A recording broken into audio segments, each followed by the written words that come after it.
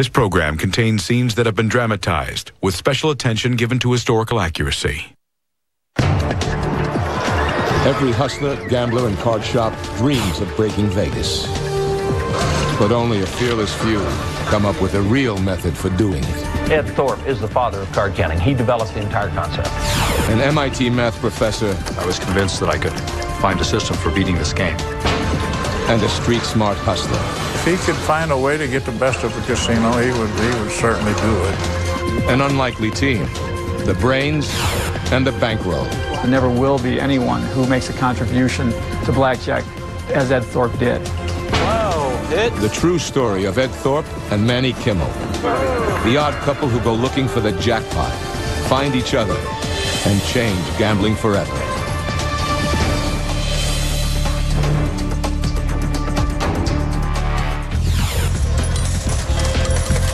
They call him a proposition man, a high roller who'll bet on just about anything. Tonight, he's making the wildest bet of his life. He's gambling that this man can take on the entire world of casino gambling and beat the house at its own game.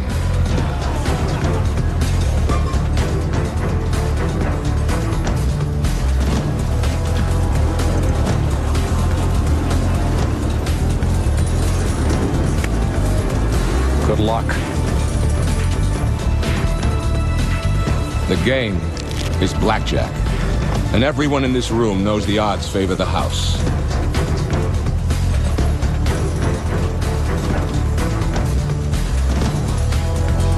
Sooner or later, the casino always wins. Can't win them all. But this is the most groundbreaking attack ever mounted by a player, using only his wits. Too many. And if it works, the future of Blackjack will be decided at this table. My money,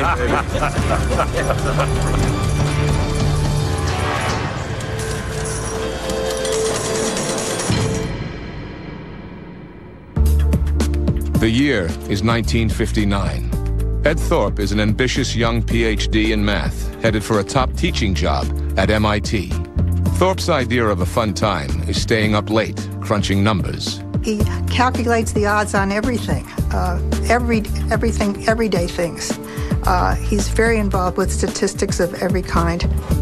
In January 1959, in pursuit of his work on probability, he reads an article in a professional journal outlining a betting strategy for Blackjack. He was a university professor, a nerd, if you will, that heard about a study that was done on Blackjack. Blackjack's allure has always been its simplicity. To win, a player needs a card total that is higher than the dealer's, but not over 21. The article outlines the best way to play each different hand that comes up. It's just the kind of mathematical challenge to pique Thorp's interest, especially since he's already planning a short vacation in Vegas.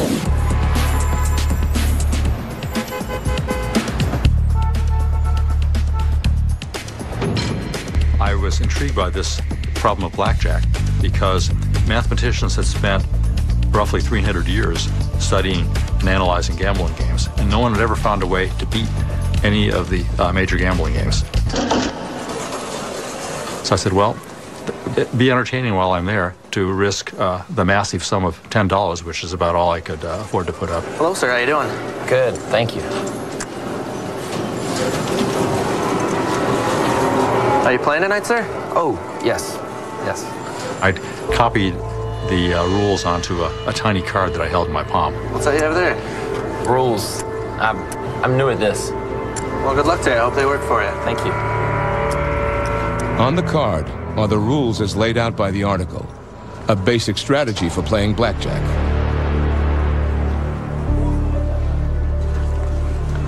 Got ace and a 7 against a dealer up card of a 9.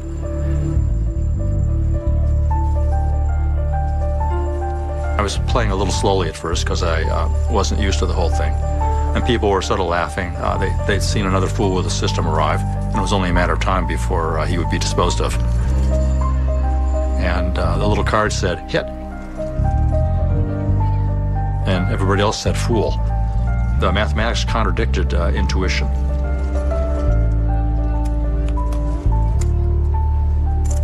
Intuitive or not, Thorp lands 21, the perfect hand. 21. Ed Thorp is hooked. So I played on it for another 20 minutes and lost most of my $10 and left. Poorer, but I hoped wiser. Gambling odds are pure mathematics, and pure math is Ed Thorp's whole life. He believes he can take this theory to a whole new level. He's certain there is a way to beat the house at Blackjack, and he's going to find it. I got an idea that was very convincing to me, a kind of a eureka moment in which I was convinced that I could just about positively find a system for beating this game. Ed Thorp knows that Blackjack has one feature other games don't. The odds change as you play. Most gambling games don't have systems that allow you to beat them, and that's because every trial is independent of every other trial. The law of independent trials states that whatever has happened in the past will have no impact on what's going to happen in the future. Now, in a roulette game, it doesn't matter if red comes up 20 times in a row, it's still the same chance it's going to be red the next hand. But the law of independent trials does not apply to Blackjack. In Ed Thorp's day, Blackjack is dealt from a single deck of 52 cards.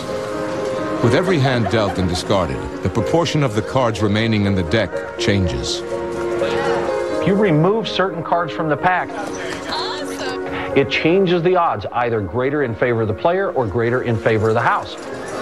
Can an ingenious mathematician figure out precisely how the changes in the deck also change the odds?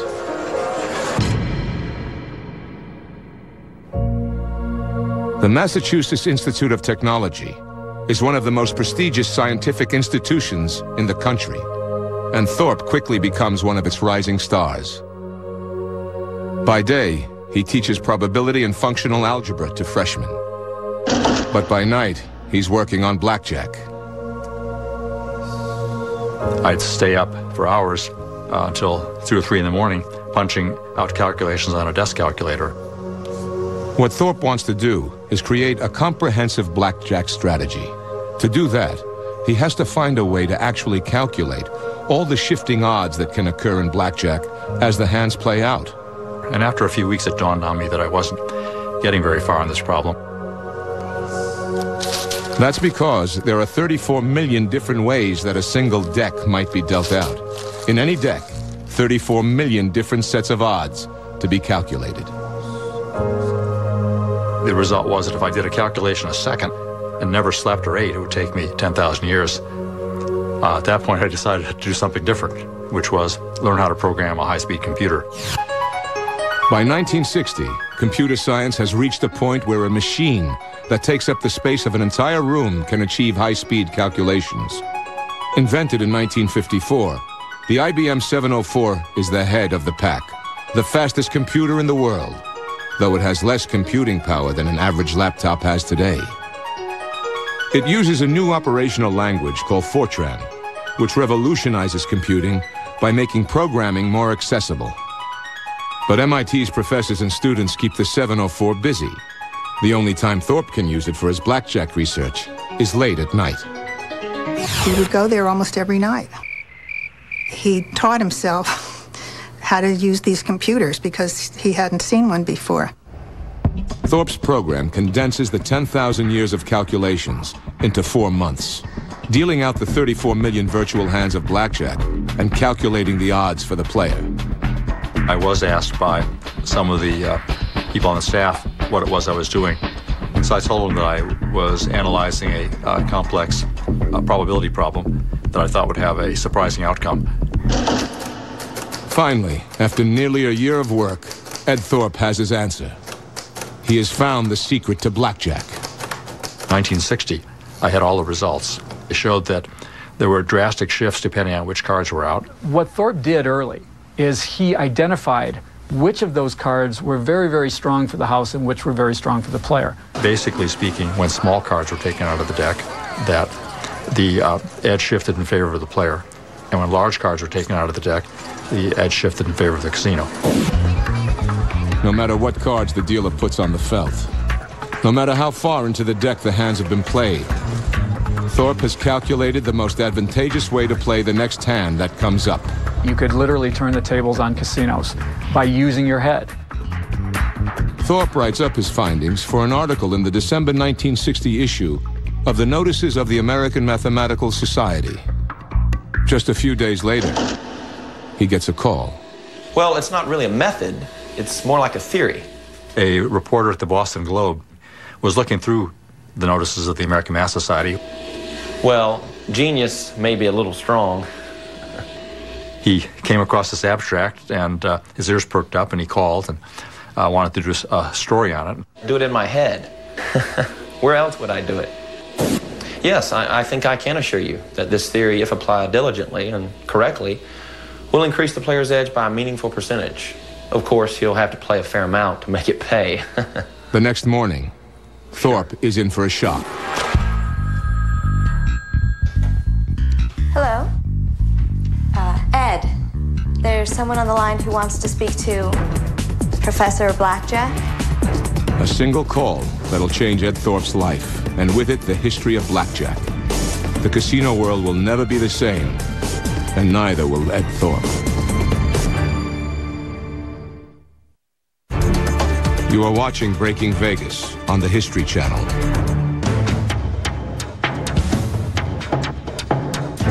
After 2 years of non-stop research, MIT professor Ed Thorp has published his groundbreaking mathematical theory on blackjack.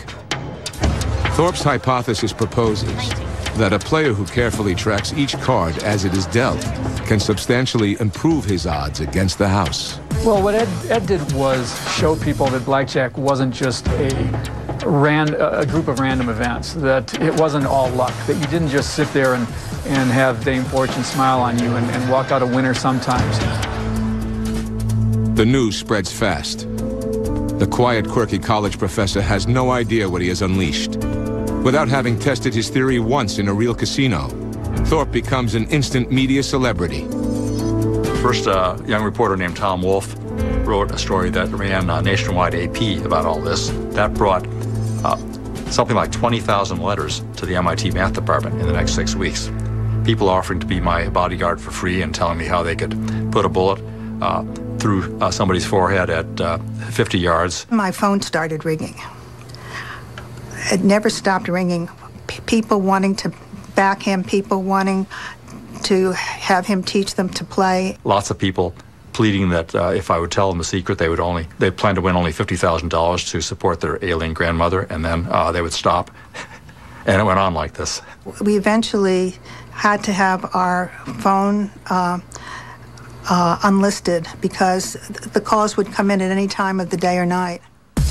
But for all of the intense interest, Thorp's work is still just a theory, and it's being seriously questioned by other mathematicians. His reputation is on the line. Thorp will have to prove he's right. And the only place he can do that is at a real blackjack table in a real casino. I felt I had to go out into the casinos to prove that the theories were right. Thorp was somewhat of a square. You know, he hadn't really gambled before in his life. So a lot of theories look good when you sit in an armchair and read about them. But unless you actually test them in the real world, you can't be sure. He didn't really know how it would work, nor did anyone, how it would work in game conditions out in the field. I felt an obligation to go out and verify that what I said was true really was true when you went out and used it. Any statistical prediction shows more accuracy over a large sample of data. Translated to blackjack, that means Ed Thorp is much more likely to win with his method if he can play a lot of hands and place a lot of bets. But to play a lot of hands, Thorp will need thousands of dollars. Money the MIT professor just doesn't have. The result of my calculation was that I needed about $10,000. Thorp knows he needs a partner who can easily put his hands on that kind of money. There were a bunch of people waiting in line wanting to get a piece of that. These were the money people. These were the guys that had been gambling all their lives and were always looking for this possibility, this chance. There were all kinds of people that got in touch with him. I think Ed had his pick of a lot of players. So I looked over all the offers, and there was one guy who was extremely persistent. Hello. Is this the professor? Yes, Ed Thorp here. I've called you up 5 times. Don't you get messages? Sorry, Mr. Kimmel. But Professor, everybody calls me Manny. Manny? When can we meet? Well, Mr. Kimmel, How about, today? Today? Yeah. Going anyplace? No. Okay, then I'll see you in a bit. Honey, get the caddy. We're going to Boston. Long on charm and just this side of the law, 63-year-old Manny Kimmel is a New York character who's been playing the percentages his whole life. He ran numbers for Lucky Luciano in the 1920s and was friends with mob financier Meyer Lansky. You know, Manny Kimmel is relatively shadowy. He's one of these guys that was around. Manny was quite successful in just about anything that he undertook. I understand that he started even miniature golf courses. All of his so-called seed money seemed to have come from some form of gambling. In New York, there's always a little action. You can bet on the ponies, you can bet on the ball games. And if you know what you're doing, you can make $1 or $2. I never made it through 6th grade. But one thing I could always figure was how to work the odds. A one-time professional gambler and bookmaker, Kimmel is now more or less legitimate, made rich by the income from some 60 parking lots he owns in New York City. Manny did all those kind of propositions, you know, dice and cards, just anything that you could figure odds on. Kimmel is master of what is known in gambling circles as the proposition bet. Say you got 2 sugar cubes on a table, and I bet you which one a fly lands on first. Well, if I've already rubbed a little bit of honey on one of them, you know, that gives me a little bit of an edge. All his life, Kimmel has been looking for a surefire, can't-miss proposition. So he asked if I would drive him to Boston, and my sister was living with me in New York. It was a Sunday, gloomy Sunday afternoon in Cambridge, and this large, dark Cadillac pulls up. A grandfatherly man with white hair got out. Good afternoon. Good afternoon. And a blonde on each arm. Good afternoon. Good afternoon. Hello. How do you do? I'm Manny Kimmel. Mrs. Thorp? This must be the professor. Yes. How are you? Good. These are my nieces. Oh. And he introduces them as his 2 nieces, which made me smile, but Ed believed him. 5? It's counterintuitive. Ed Thorp has 2 years' worth of research, boiled down to a system he can use sitting at a blackjack table. What is the most important card in the deck? You're testing me. I was playing blackjack when you were in short pants. It's a 10. No. Look, you think it's a 10 or an ace. Take the little cards out of the deck, it gives you a huge advantage. How huge? Professional gamblers call this kind of tracking card counting. That's the whole idea about card counting, is that the advantage or disadvantage fluctuates. It's not always in the player's favor. The fact that you're counting cards doesn't mean that you're going to have an edge at any given time. Watch this count. What card counting does is it allows you to identify the times when you do have an edge with a fluctuating deck. You have a 2. That's a +1. Thorp is counting cards as they affect the dealer's own hand. High cards are bad for the dealer because the dealer has to hit on 16. The more high cards left in the deck, the more likely the dealer will bust on that hit, and the player will win. Certain cards are good for the dealer to be in the deck, remaining to be played. Certain cards are good for the player. Start with a count of 0, and you add the count for the cards you see. And there's a 4, another +1. So as the cards go by, your count starts at 0 and moves up and down, positive, negative, and so forth. And 21. When it becomes moderately positive, you make larger bets. So here's the deal. Low cards. 2, 3, 4, 5. They're bad for you. Each time one gets played, it's out of the way. You're doing better. That's +1 for you.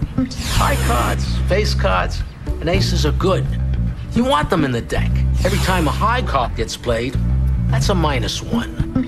Manny Kimmel seemed like he played for high stakes at a lot of casinos. So I was convinced that he probably knew what he was talking about. And at the end of the day, we decided to take it to the next step. Now with his banker in place, there's nothing to stop Thorp from heading out to Nevada and testing his system in the casinos. It was so nice meeting you. To seal the deal, Ed Thorp's new partner presents Vivian Thorp with a little gift. I looked and there was a handful of pearl necklaces. And so he took one out and gave me a cultured pearl necklace, which was quite an amazing thing for me at the time. Thank you for your hospitality. Thank you. Thank you so much. If you picked up Manny by his heels and shook him, and out of every little pocket would come this myriad of stones, usually you can count on generally $50,000 or $100,000 worth of jewels. Professor, Mr. Kimmel? Vivian Thorp is impressed, but she isn't sold. If anything, this underworld flash is making her nervous. I do not like the gambling world, and I really didn't want him to get involved in it. Kimmel wants to gamble with $100,000. But if Thorp loses it, he's not sure how friendly a partner Kimmel will be. But I figured that better to risk a small amount than to risk and lose a large amount and have a lot more risk on top of it. There's what you might call mathematical risk that arises from the nature of the game. And then there's risk that's outside the system, so to speak, getting your knees broken or getting run over by a car. And what Ed Thorp can't be sure of, even with his charming partner, is just where the danger really lies. All I knew about Kimmel was that he was a wealthy businessman. He had 64 parking lots in Manhattan. In fact, had what appeared to be underworld connections going way back. So I knew some people who knew some people, and we ended up buying a few parking lots. I found out much later that Kimmel had been in things like gambling, bootlegging, and other activities that would have probably put him in touch with some of these people in times past. And that's where the money comes from. That, the numbers, and a few other things. But that wasn't the fun part. Now, Ed Thorp is facing a few grim variables. If his system works and he wins, how will the casinos react? On the other hand, if he loses, Kimmel is a man with ties to mobsters. Either way, Ed Thorp is going to be risking a lot more than just money. Winter 1960. MIT professor Ed Thorp has teamed up with professional gambler Manny Kimmel. Watch this count. The two are preparing to take on the gambling world with an outrageous card counting scheme. Manny Kimmel knows exactly what they're walking into. A world created and controlled by the mob. He wants to make sure his math professor can take the heat before they risk trying the system. That involved my flying down every Wednesday from MIT and playing blackjack against him in his Park Avenue apartment. Professor! And then heading home in the afternoon to Boston again. He'd fly in and come and they would practice. I'd usually go out, and they fine-tuned the system. Every week, like clockwork, they take over the apartment and play cards. 21. Now, when you count just the cards that you see, or count the cards when you turn over? No, we're good. We're just keep track. Keep track. This is -1, +1. Minus, plus. So we got 1 plus. 1 plus. We got nothing. Are you getting it? Yeah, you gotta be real fast counting. All right. You never know. You could lose. All right, I know that.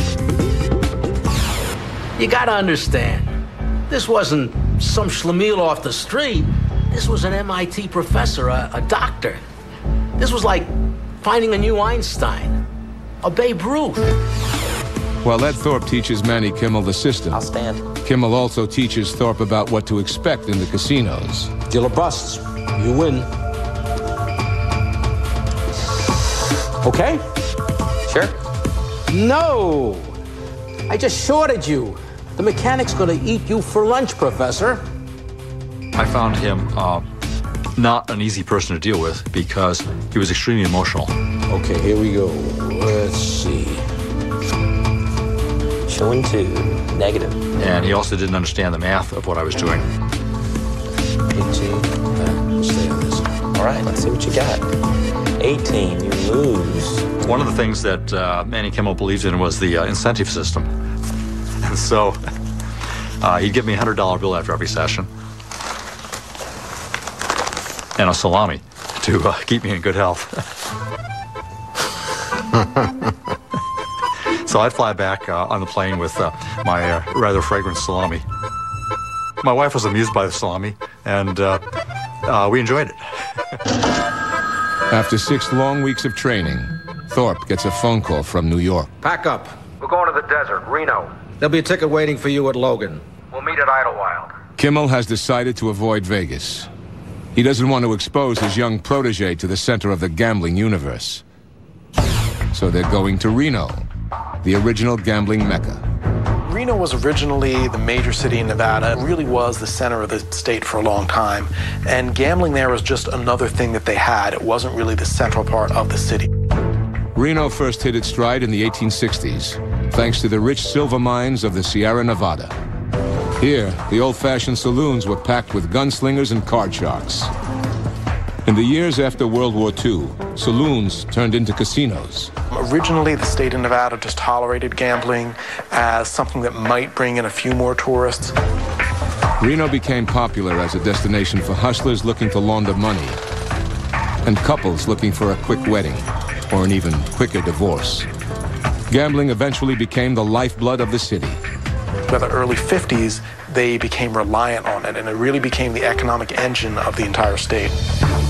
By the early 1960s, Vegas was the city on the rise, but Reno was still a gambler's paradise. The perfect place to try out a new system, just under the radar. One of the reasons that I didn't want him to go is because of the kind of people that were in Las Vegas, the gamblers and the gangsters and people like that. And I didn't want him to get involved with them, and I didn't know how safe it would be. How safe Thorp's project may be is one question statistics cannot answer. The people in the casinos know Manny Kimmel. He's not just a high roller, he's a non-stop gambler. And mob connections or not, all's fair at the gaming tables. If he could find a way to get the best of a casino, he would certainly do it. You know, he thought they were after his money, so he wanted to get after their money. In the early 1960s, much of Nevada gambling is still firmly in the hands of organized crime. Barely hidden behind the men who own the casinos on paper, mob bosses are pulling the strings, skimming millions off the cash-only business. The other area where mob personnel dominate the casino business is enforcement. A player who decided to cheat the casinos is headed straight for danger, beatings, broken legs, or much worse. This is the world Ed Thorp has decided to challenge with his new card-counting system. The casinos have always had the upper hand. The casinos have always made money. Card counters were, again, considered as cheats, people that were threatening the bottom line of the casinos, and the casinos were going to protect that any way they could.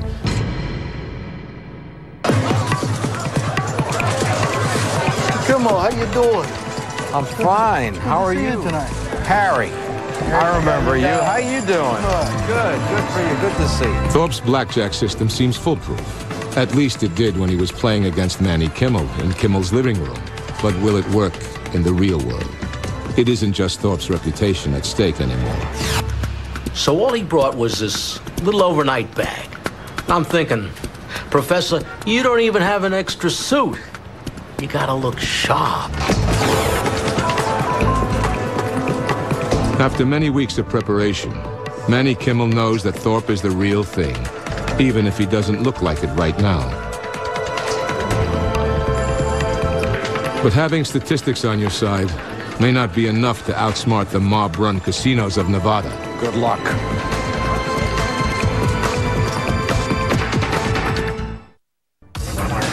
Spring 1961. The U.S. rockets a chimp into space. West Side Story takes the Oscars by storm. President Kennedy moves into the White House. And in Reno, Ed Thorp has one weekend and $10,000 to prove his new system for beating the house at Blackjack. It may be April Fool's Day, but Thorp and Kimmel aren't joking as they begin their assault on Reno. Years of research and weeks of training have come down to one table, one dealer, and one deck of cards. Good luck. His backer, mob associate and high roller Manny Kimmel, is only steps away, waiting to see the results with his own eyes. Thorp wants to take Kimmel's $10,000 and double it. There we go. There's a lot at stake. If he loses, he'll be the laughingstock of the mathematics world. If he wins, he'll be on the wrong side of the mob. Good luck to you. Thank you. Thorp starts slow.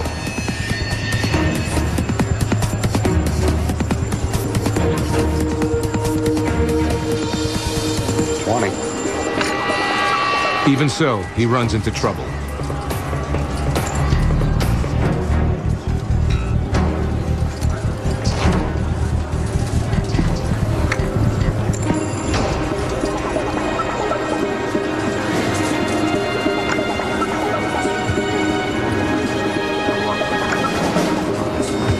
Almost immediately, the cards go against him. I knew you could lose big before you win big. That's the nature of his system. Still, it was my money he was giving up to the casino. We got to a point where I was behind about $900, $1,000.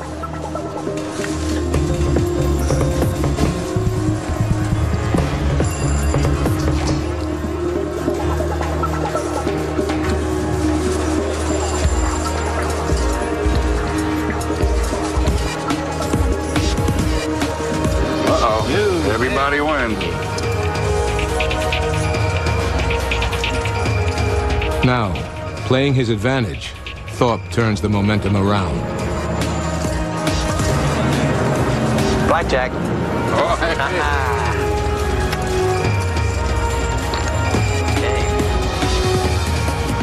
Shuffle up. As I played, they began to shuffle up more and more and more. And pretty soon they were shuffling up when there were still 40 cards to play. I was only getting to play 2 rounds, but I was still winning. And the more he starts winning, the more the casino notices.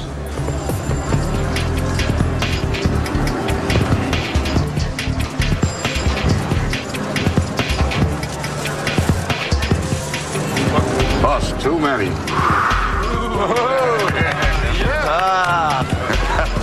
My money, baby.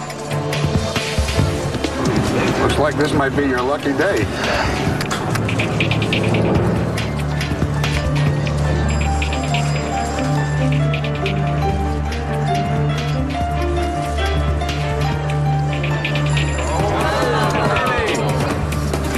Donna, you're tapped out. I don't think you're having a good night.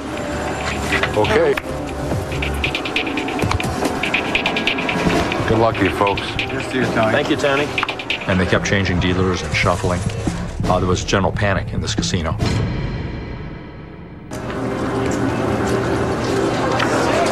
How you doing today?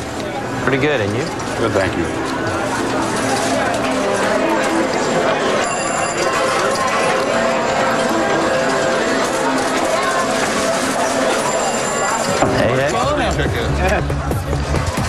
Thorp makes $600, the equivalent of almost $4,000 in today's money. The casino staff begins to panic. They don't know what's hit them. They're confused. If Thorp is cheating, they have no idea how. Sorry, this table's closed. What are you doing? We're playing blackjack here. Sorry, Mr. Kimmel, you have to take your friend and leave. Take the chips and let's go. So they finally, after about 45 minutes, had enough and just kicked me out. They move on to other casinos, and each time a pattern emerges. They hit a streak, and the house shuts them down. Back then, this was the mob days. You know, the joints were run by the mob. The mob wasn't going to put up with somebody raiding their nest. As word gets around town about Kimmel and his young friend, it becomes more and more difficult to find a place to play. Although Thorp isn't doing anything but using his wits, casinos can eject any player they like, even if it's just on suspicion of cheating. And that is precisely what the casinos suspect is happening. We weren't doing so hot. Yeah, the professor was winning and we were a bit ahead, but if you can't play, you can't win. And I brought the professor out there to win, and win big. Is Thorp's grand experiment about to crash and burn before he can prove to the world his system works? Not if Manny Kimmel has anything to do with it. Spring 1961.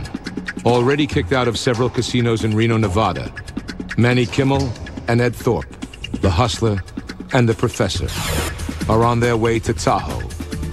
With Kimmel's money, Thorp is testing a blackjack betting system that promises to set the world of gambling on its ear. Here in Tahoe, an hour from Reno, they start out at Calneva's, Sinatra's joint. They're hoping that Thorp can play long enough to win big before they're shut down. But word is quickly spreading from casino to casino about Manny Kimmel and his young protege. They didn't know what to do, and one of the reasons was the casinos were owned and staffed largely in part by people that were functionally illiterate, didn't know mathematics, just said, well, let's muscle these guys.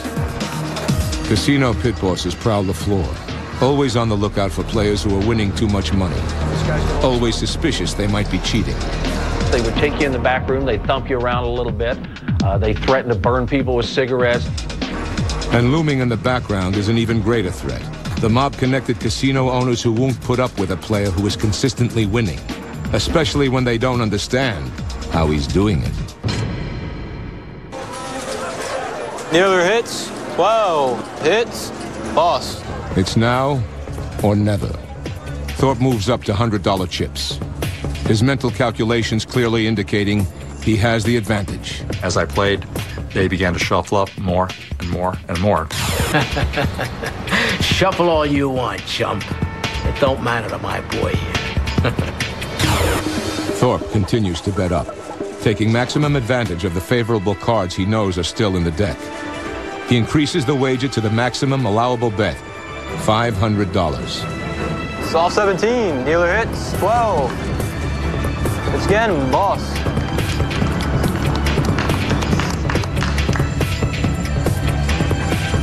21.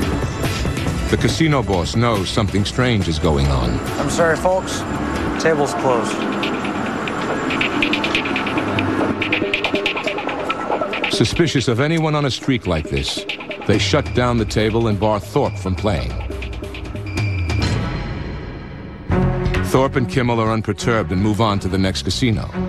No matter where he sits down to play, this Nevada newcomer seems to have the odds in his favor. And the casinos just can't work out why. Dealer has 20. Let's see what we got. Oh, 21. Kimmel and his professor are walking out with entirely too much money. Close it. That's it. You work it off. They've been at it for 70 hours, from Reno to Tahoe, getting kicked out of casino after casino. But through it all, Ed Thorp has proven his system works. The way the trip to Reno ended, we had started with a $10,000 bankroll, and we'd added $11,000 to that for a total of $21,000. In a single weekend, the Thorp Kimmel team has won the equivalent of $70,000 in today's money. It is an historic moment in the chronicles of big-time gaming. The night Ed Thorp proved his system. The night card counting was born. Playing blackjack, to me, was an academic exercise. It was a way of proving a theory. Well, I was very relieved and happy that he came home, and I was happy that he won some money. What happened there is you had sort of a perfect storm situation, where you had a guy like Ed Thorp who wasn't just a great mathematician, he was exceptional. And you had this Manny Kimmel influence from the other side, who was right there to be a catalyst and put the whole thing together. And I think that it all came together at the right time. With his take from the weekend, Thorp is $1,200 richer. Almost a quarter of his yearly salary, and the equivalent of almost $8,000 today. As for Manny, he's won and lost thousands on a single bet, but he's never seen a system work quite like this one. Manny was very, very pleased. He was pleased with Dr. Thorp. He could see a good future in the connection. Word of his system spreads like wildfire when Thorp goes public with the story. With write-ups in magazines and newspapers across the country fanning interest, Ed Thorp decides to retell his adventure with Manny in a book. He disguises Manny Kimmel's identity by calling him Mr. X. Published in 1962, his book, Beat the Dealer, is more or less an instruction manual in how to use his card-counting method. I said, Manny, why on earth did you let this man write the book whenever you knew how to play blackjack? He said, Jack, I thought it would just be a little pamphlet thing. It wouldn't amount to anything. The book becomes a runaway bestseller. After more than 40 years, Beat the Dealer is still in print and has sold over 700,000 copies. After the book came out, it frightened a lot of the casino managers and the pit bosses. The book scared them to death. Well, the gambling world reacted as you would expect.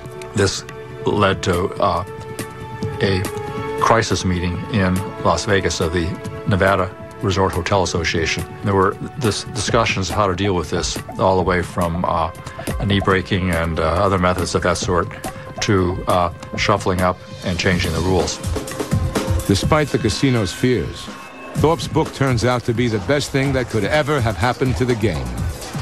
It took the casinos a little while to realize that. So many people were going to use the fact that this book had been published as an excuse to go lose money in a casino. When the book came out, I thought, oh, well, at least I've had a good time. This will be the end of 21. But it wasn't. It really made blackjack. Contrary to the casino boss's expectations, the book is a tremendous boost to business. Emboldened by Thorp's instructions, would-be card counters flood Nevada, all expecting to walk away with the same pile that Thorp and Kimmel did. Instead, these newcomers find pit bosses and dealers who are watching for card counters and throwing them out when they catch them. And the casinos begin to deal blackjack not from a single 52-card deck, but a so-called shoe, a dispenser in which 3, 4, or even more decks are all shuffled together. As for the two men who started it all, the Reno weekend ends up being the only adventure for Ed Thorp and Manny Kimmel. They remain friendly, but they never assault the casinos together again. Kimmel seemed interested in playing more, but I was really seriously into my academic career. The idea of making a career of playing blackjack never occurred to me. Besides, Ed Thorp sees a bigger jackpot on the horizon, a way of gambling where the financial stakes are much higher, not mere thousands, but millions and billions. It rapidly became clear that the biggest game that I could find anywhere was the New York Stock Exchange. Using the kind of analysis he applied to blackjack, he plays overpriced stocks against underpriced stocks and reaps the difference. This method of hedging your bets on the stock exchange becomes the multi-billion-dollar hedge fund industry. Frankly, he became just like me. Think about it. It's just another way to get an edge. Am I right? They were an unlikely pair, a straight-laced young professor and an aging hustler. But together, they changed the face of gambling. So Ed is without a doubt king of the hill, king of the heap. And he is, again, his work is the foundation for everything that's come after it. They created the dream that inspires every gambler on the Strip, that with brains and a bankroll, you can beat the system and break Vegas.